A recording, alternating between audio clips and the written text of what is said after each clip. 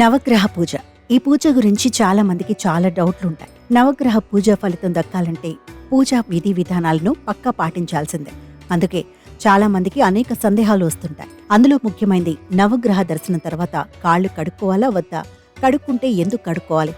అయితే నవగ్రహాల పూజ తర్వాత కాళ్ళు కడుక్కోవాలనేది ఏ శాస్త్రంలోనూ లేదు, ఏ ధర్మంలోనూ చెప్పలేదు.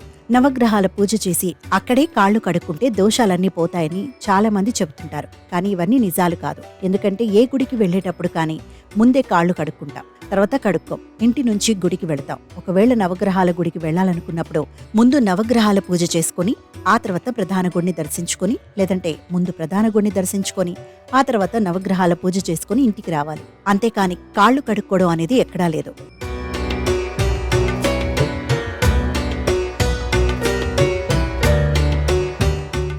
ఇంటి నుంచి గుడి దూరంగా ఉంటే కాళ్లకు దుమ్ము ధూళి అంటుకుంటే అప్పుడు గుడికి వెళ్లే ముందు కాళ్ళు కడుక్కోవాలి.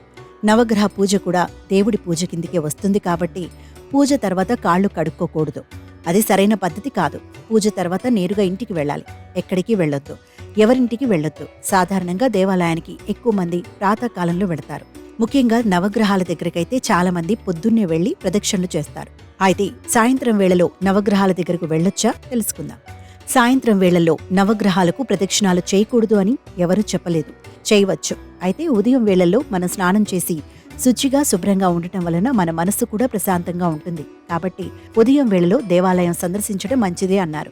అలాగే నవగ్రహాలకు నవగ్రహ స్తోత్రం చదువుతూ 9 సార్లు ప్రదక్షిణాలు చేయాలి. ప్రదక్షిణానంతరం మన కాళ్లపై నీళ్లు చల్లుకొని ఆ నీళ్లు కనులకు అద్దుకోవాలి. ఎందుకంటే నవగ్రహ ప్రదక్షిణ సమయంలో మన కాళ్లపై శని దృష్టి సారిస్తాడు. కాబట్టి కాళ్లు పూర్తిగా కడగకుండా నీళ్లు మాత్రం చల్లుకోవాలి.